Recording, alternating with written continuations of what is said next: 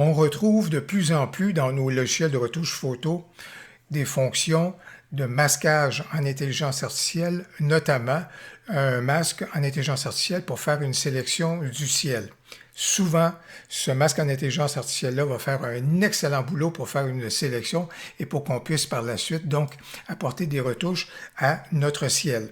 Ceci étant, il y a des fois où la fonction elle est tout à fait pertinente en intelligence artificielle et ça va très bien convenir, mais il y a d'autres fois où est-ce que ça va nous desservir. Aujourd'hui, ce que je veux regarder avec vous, c'est quelles sont les photos où est-ce que le masque en intelligence artificielle est le plus opportun pour faire une sélection du ciel et d'autres photos où est-ce que le filtre linéaire ou encore le filtre gradué, oui, un bon vieux classique, est souvent le plus pertinent. Voilà donc ce qu'on va examiner maintenant.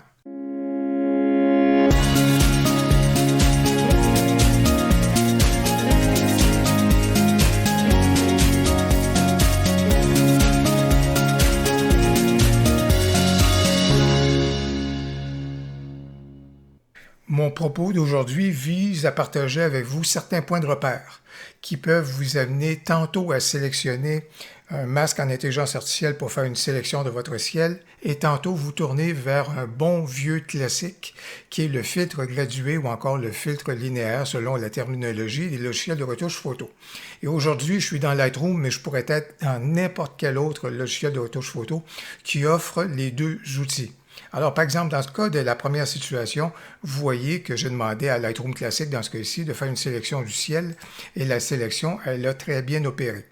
Et vous remarquez, vous venez juste de voir que la sélection qui a été faite au niveau du ciel en intelligence artificielle amène donc une sélection qui tranche net avec le reste de la scène, avec le reste de la scène photo. Alors par exemple, je vais juste ramener la sélection et vous voyez très bien que entre le ciel et le plan d'eau, là, c'est coupé carré, là, coupé net. Il n'y a pas d'éléments qui sont graduels au niveau donc de la sélection. Vraiment, c'est très, très, très tranché. Et dans ce cas ici, par contre, ça fonctionne bien. Pourquoi? Parce qu'il n'y a pas de reflet dans l'eau au niveau donc du ciel. La mer, elle est agitée, la mer, elle est sombre. Alors c'est pourquoi dans ce cas ici, on ne voit pas de reflet dans l'eau. Alors ça convient très bien que la sélection soit tranchée carré, comme on dit ici au Québec. Alors, par exemple, dans ce cas-ci, au niveau de l'exposition du ciel, je peux très bien descendre mon exposition et même y aller de façon très prononcée parce que, au bout du compte, ça reste plausible par rapport à mon plan d'eau.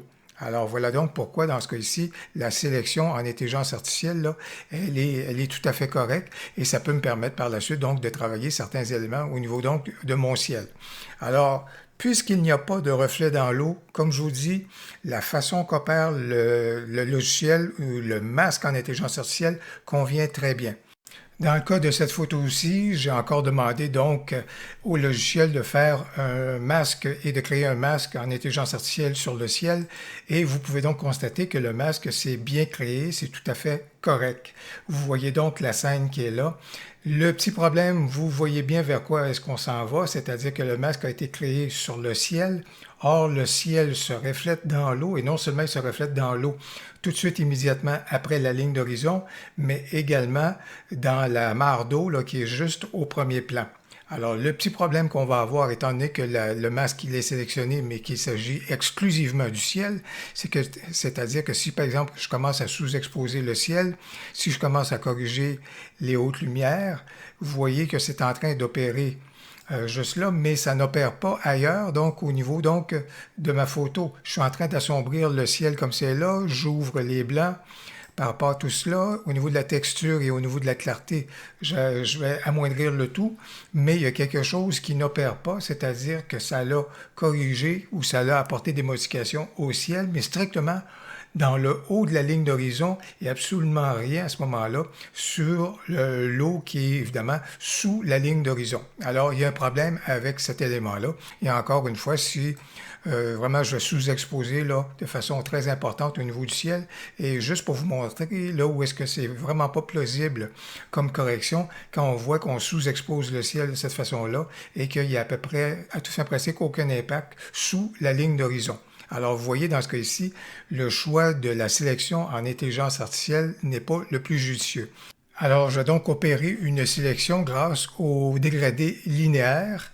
Et au niveau du dégradé linéaire, je vais partir celui-ci à peu près à cet endroit-ci parce que je veux vraiment inclure l'eau et les reflets qu'on a au niveau donc de ma scène. Juste ici, donc, je veux quand même inclure ces reflets-là dans ma sélection pour que les retouches que je vais apporter à mon ciel se retrouvent également sur le plan d'eau juste ici, de même qu'au niveau de ce plan d'eau-ci. Alors, qu'est-ce que je veux faire? Sous-exposer un tout petit peu donc mon ciel. Vous voyez, et à ce moment-là, ce qui est intéressant, c'est l'ensemble des plans d'eau vont aller dans le même sens. Au niveau du contraste, je veux diminuer le contraste. Je veux tout de suite réchauffer un peu plus donc ma sélection au niveau donc du ciel pour amplifier un peu le phénomène du coucher de soleil. Au niveau de haute lumière, on va diminuer un tout petit peu celle-ci. Au niveau des ombres également. Au niveau des blancs, je vais peut-être juste en rester à ce que c'est comme c'est là. Texture, on va diminuer la texture, la clarté également. La saturation, on va augmenter celle-ci légèrement. Ça va être de la vibrance, vous vous en souvenez. Et je vous dirais une dernière chose que je ferais, c'est peut-être au niveau de la couleur. J'apporterais peut-être juste une petite couleur au niveau de ma sélection. Je choisirais quelque chose qui irait un peu dans ce sens-ci. Donc voilà donc au niveau des sélections ce que j'ai pu faire à ce moment-là. Vous voyez que les corrections que j'ai pu apporter se sont appliquées également aux autres éléments. Le petit hic, bien entendu, vous le voyez, c'est que ce que j'ai apporté là, c'est appliqué également au sol qui borde à ce moment-là les étendues d'eau.